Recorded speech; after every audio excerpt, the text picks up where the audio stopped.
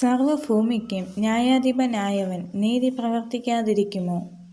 മനുഷ്യന്റെ മേലുള്ള ന്യായവിധി ദൈവമാണ് നടത്തുന്നത്. ഈ ലോകത്തിൽ മനുഷ്യൻ ചെയ്യുന്ന സകല കാര്യങ്ങൾക്കും ഒരു ന്യായവിധിയുണ്ട്.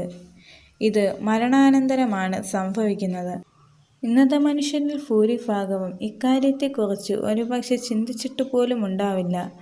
ദൈവവചനത്തിന് അനുസരണമായ പ്രവർത്തികൾ ചെയ്യുവാൻ ദൈവമക്കൾ ബാധ്യസ്ഥരാണ്. വെളിപ്പാട് പുസ്തകം 19-ാം അധ്യായം 11-ാം വാക്യത്തിൽ, അനന്തരം സ്വർഗം തുറന്നിരിക്കുന്നത് ഞാൻ കണ്ടു.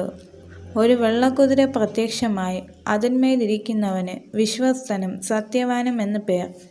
അവൻ നീതിയോടെ വിധിക്കുകയും പോരാടുകയും ചെയ്യുന്നു. അബ്രഹാമിനെ ദൈവം വിളിച്ചു. തന്നെ വിളിച്ചു വേർതിരിച്ച ദൈവം നീതിമാനായിരുന്നു. ദൈവം എത്ര നീതിമാനായിരുന്നാലും മനുഷ്യൻ ദൈവത്തെ സംശയിക്കുകയാണ്. തൻ്റെ ജീവിതയാത്രയിൽ വേണ്ട സകല നന്മകളും കൊടുത്ത ദൈവത്തിൽ അബ്രഹാം വളരെ ആഴമായി വിശ്വസിച്ചു. പൂർണ്ണ വിശ്വാസമുള്ളവർക്ക് നന്മ അനുഭവിക്കുവാൻ കഴിയും. ഒരിക്കൽ മമ്രയുടെ തോപ്പിൽ വച്ച് 3 ദൈവദൂതന്മാർ അബ്രഹാമിന് പ്രത്യക്ഷപ്പെട്ടു.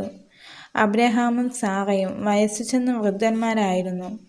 1 ആണ്ട് കഴിഞ്ഞപ്പോൾ സാറയ്ക്ക് ഒരു മകനുണ്ടാകുമെന്ന് ദൈവദൂതന്മാർ പറഞ്ഞു. അതുവരെയും മക്കളില്ലാതെ ഭാരപ്പെട്ട സാറയ്ക്ക് ഇത് വിശ്വസിക്കുവാൻ കഴിഞ്ഞില്ല. അബ്രഹാം ബലമുള്ള ജാതിയായി തീരുകയും അവനിൽ ഭൂമിയിലെ ജാതികളൊക്കെയും അനുഗ്രഹിക്കപ്പെടുമെന്നും ദൈവം കൽപ്പിച്ചു. അതുമാത്രമല്ല, തൻ്റെ പിമ്പിലുള്ള കുടുംബത്തെയും നീതിയും ന്യായവും പ്രവർത്തിക്കുവാൻ യഹോവയായ ദൈവത്തിൻ്റെ വഴികളിൽ മാത്രം നടക്കുവാനും തിരഞ്ഞെടുത്തിരിക്കുന്നുവെന്ന് കൽപ്പിച്ചു.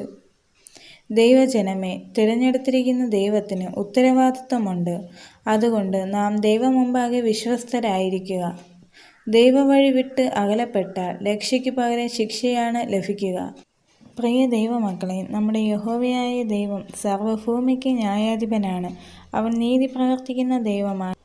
നാം ഓരോരുത്തരും ദൈവത്തിൻ്റെ വഴിയിൽ നിന്നും മാറാതെ അവനോട് ചേർന്ന് ജീവിക്കണം. എല്ലാവരെയും ദൈവം അനുഗ്രഹിക്കുമാറാകട്ടെ. ആമേൻ.